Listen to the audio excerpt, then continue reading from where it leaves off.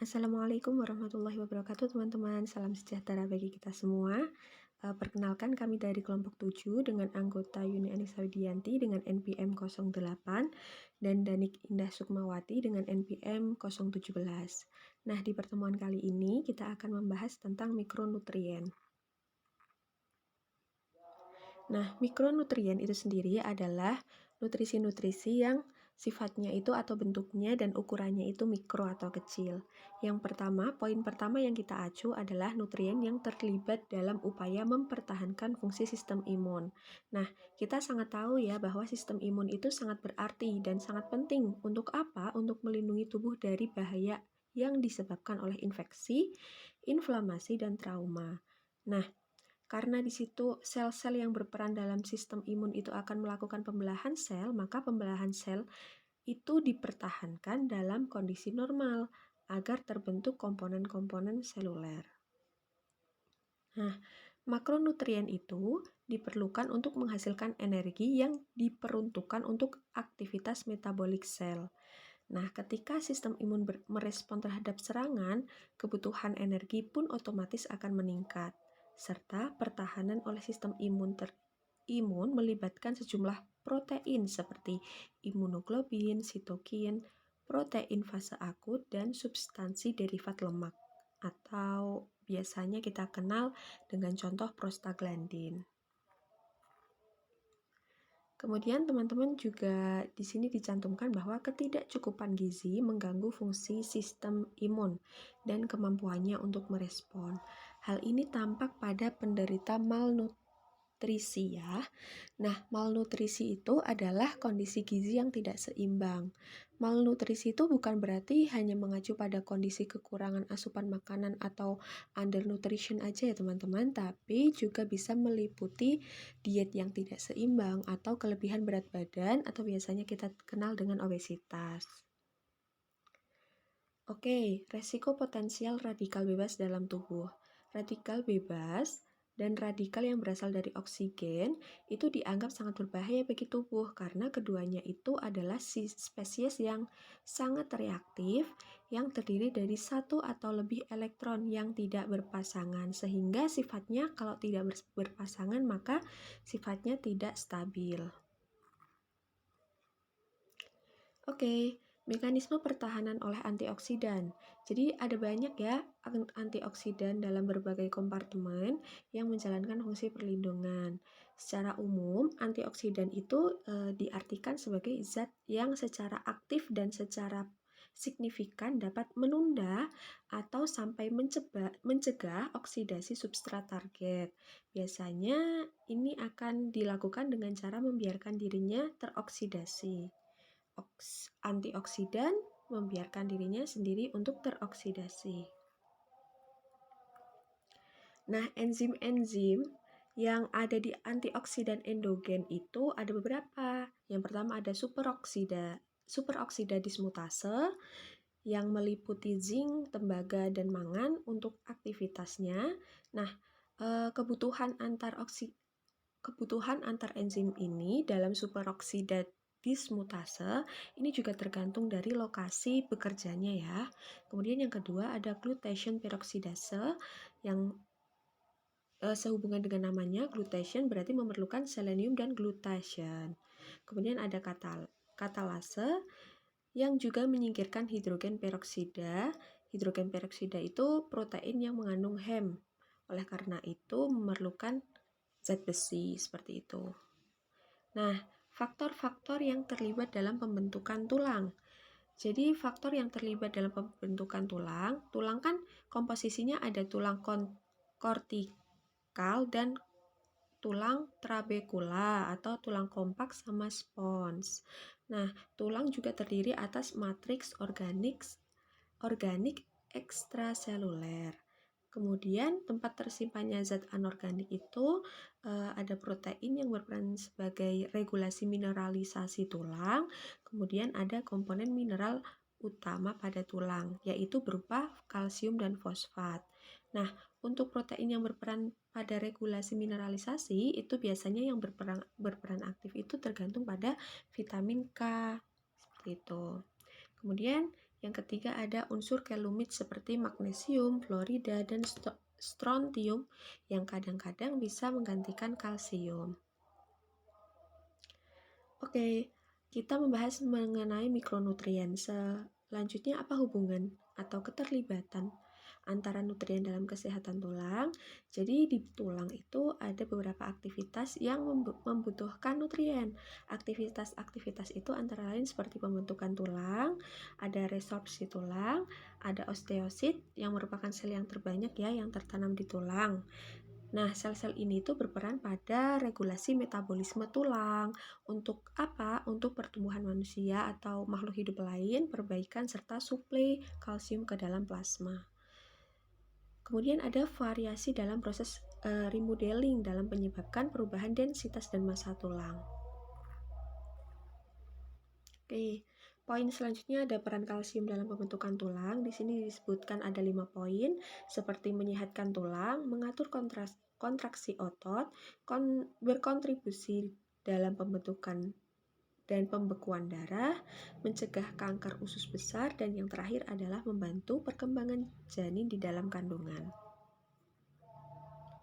Oke teman-teman, sekarang adalah peran mikronutrien lain dalam pembentukan dan pemeliharaan rangka serta interaksinya dengan kalsium. Nah, dalam pembentukan dan pemeliharaan rangka ada beberapa mikronutrien yang diperlukan seperti vitamin A. Nah, kita secara umum telah tahu ya bahwa vitamin A itu peranannya biasanya mengacu atau cenderung ke dalam penglihatan atau mata. Selain itu, ada juga ke kekebalan tubuh, diferensiasi sel yaitu perubahan bentuk dan fungsi sel, reproduksi yaitu dalam pembentukan sperma pada laki-laki dan menjaga kesuburan pada perempuan, ada juga pertumbuhan embrio dan pertumbuhan serta perkembangan sel antara lain tulang dan gigi. Jadi vitamin A itu nggak hanya cenderung ke penglihatan atau mata, tapi juga ada peran penting di lain hal juga. Kemudian ada zat besi. Nah, zat besi itu diartikan sebagai mineral esensial, mineral yang penting untuk apa? Untuk pembentukan hemoglobin. Hemoglobin kan fungsinya untuk mengikat oksigen dalam darah yang dibawa dari paru-paru ke seluruh tubuh. Nah, elektron ke dalam sel dan pembentukan enzim zat gizi besi yang dibutuhkan untuk produksi energi seluler. Kemudian ada juga untuk sistem kekebalan tubuh, untuk fungsi otak, dan lain sebagainya. Nah, kemudian ada zat seng atau kita sebut sebagai zinc. Zat seng adalah salah satu zat gizi mikro atau zat gizi yang ukurannya kecil yang menarik perhatian para ahli gizi karena fungsinya bagi tubuh. Nah, zat seng ini berperan dalam proses fungsi metabolisme seperti reaksi-reaksi yang berkaitan dengan sintesis dan degradasi karbohidrat, protein, lemak, dan asam nukleat. Kita semua tahu bahwa karbohidrat, lemak, protein, vitamin, asam nukleat itu sangat penting untuk kebutuhan gizi. Maka dari itu zat seng yang berfungsi dalam fungsi metabolisme di zat-zat yang penting tadi itu sangat berperan aktif dan sangat memiliki esensi yang penting ya bagi kesehatan tubuh kita. Kemudian mikronutrien selanjutnya dalam pembentukan rangka itu ada zodium.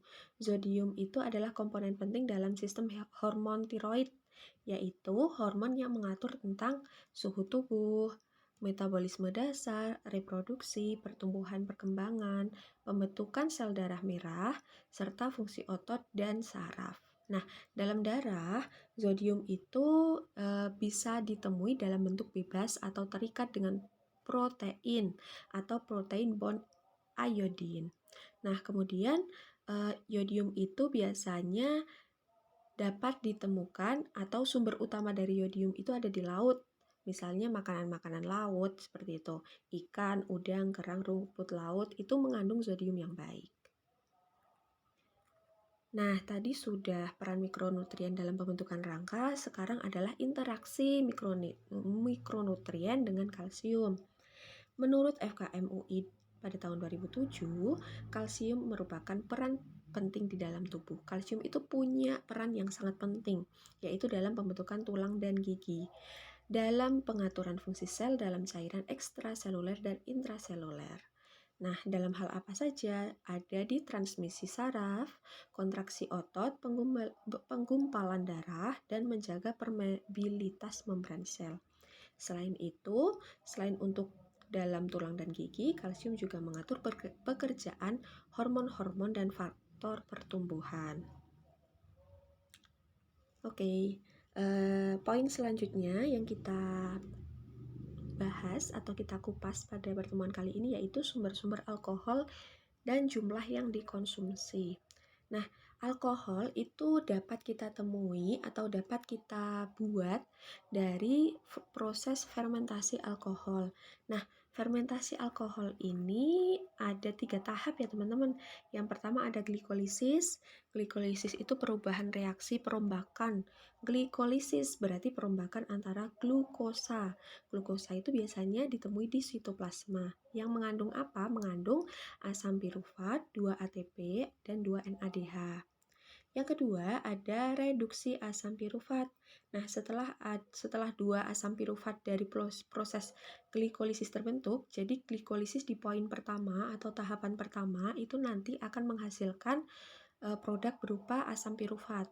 Nah, asam pirufat yang dihasilkan ini akan langsung ditransmisi ke tahapan yang kedua, yaitu reduksi asam pirufat, di mana reduksi asam pirufat ini akan menjadi 2 buah molekul asetaldehid. Asam pirufat dikarboksilase itu harus ada pada proses ini, karena proses ini menjadi dengan adanya enzim pirufat dikarboksilase yang membantu reduksi asam pirufat, maka akan menjadi atau akan menyempurnakan proses tersebut. Oke, asam pirufat itu sendiri maka nantinya akan dipecah menjadi karbon asetaldehid dan karbon dioksida. Senyawa karbon dioksida itu akan dilepas dan senyawa asetaldehid itu akan digunakan dalam proses selanjutnya, yaitu reduksi asetaldehid. Pereduksian asetaldehid ini adalah proses terakhir ya dalam fermentasi alkohol kali ini. Nantinya 2 molekul asetaldehid akan direduksi menjadi 2 molekul etanol yang akan dikatalisis oleh alkohol dehidrogenase. Seperti itu.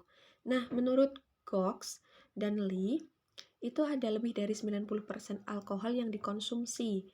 Kemudian dioksidasi dalam hati dan sisanya diekskresikan dalam paru-paru dan urin. Kemudian ada metabolisme alkohol dan akibat dari konsumsi yang berlebih. Nah, metabolisme awal dari alkohol itu kan perubahan melalui 2 jalur, yaitu ADH atau acetaldehyd dehidrogenase dan microsomal ethanol oxidizing system ya. ADH itu enzim yang mengkatalisis perubahan alkohol menjadi acetaldehyd. Seperti itu. Nah, acetaldehyd yang terbentuk itu nanti akan dioksidasi di hati. Suatu reaksi yang selanjutnya dikatalisis oleh aldehid dehidrogenase atau ALDH yang bergantung pada DAD dalam mitokondria. Nah, kemudian efek konsumsi alkohol secara kronis adalah untuk beberapa jaringan yang sudah banyak ditemukan. Namun, mekanisme yang mendasari terjadinya gangguan kontraktilitas otot masih belum ditemukan secara pasti. Nah, hal ini ditetapkan bahwa reseptor asetilkolin, musarinik, dan nitrik okside atau NO itu berperan penting dalam fisiologi esofagus. Oke, kemudian poin selanjutnya itu kebutuhan air dalam tubuh dan peran cairan. Dalam proses metabolisme itu terjadi di dalam tubuh, air punya 2 fungsi utama, yaitu sebagai pembawa zat-zat nutrisi. Zat-zat nutrisi yang dimaksud itu ada karbohidrat, ada vitamin, ada mineral, dan yang kedua itu sebagai pembawa oksigen. Jadi fungsinya ada dua fungsi utama ya, pembawa nutrisi dan pembawa oksigen ke sel-sel tubuh. Selain dua fungsi utama tadi, air juga berfungsi untuk mengeluarkan produk sampingan hasil metabolisme. Misalnya ada karbon dioksida dan juga senyawa nitrat lain. Nah, hal ini itu dikemukakan oleh Irawan pada tahun 2007. Oke, kontribusi cairan bagi keseimbangan cairan dan bagi nutrisi. Nah, untuk poin kontribusi cairan bagi keseimbangan cairan dan nutrisi ini ada beberapa poin, ada pemeliharaan hidrasi normal dan ada dehidrasi. Nah, pemeliharaan hidrasi normal itu sebagian besar orang dewasa itu kurang gerak yang hidup di daerah beriklim sedang memerlukan sekitar 1.200 sampai 1.500 ml per hari. Nah, diasumsikan bahwa tambahan 1000 ml cairan itu diperoleh dari makanan ya, sehingga jumlah konsumsi cairan total menjadi 35 ml per kilogram berat badan per hari. Seperti itu. Itu untuk definisi atau arti dari pemeliharaan hidrasi normal. Kemudian untuk dehidrasi, mekanisme rasa haus itu dipicu oleh penurunan volume cairan tubuh yang biasanya berhubungan dengan peningkatan osmolalitas sinyal. Nah, sinyal yang mengkonsumsi cairan tambahan ini muncul setelah timbulnya dehidrasi.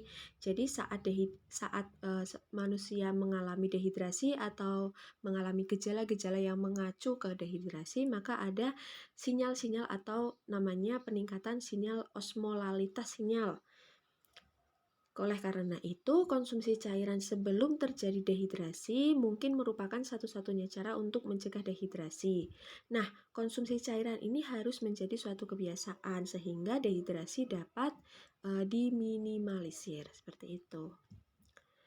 Oke teman-teman, sekian penjelasan dari kebutuhan mikronutrien part 1 ya. Jadi nanti ada penjelasan mikronutrien selanjutnya setelah penjelasan ini.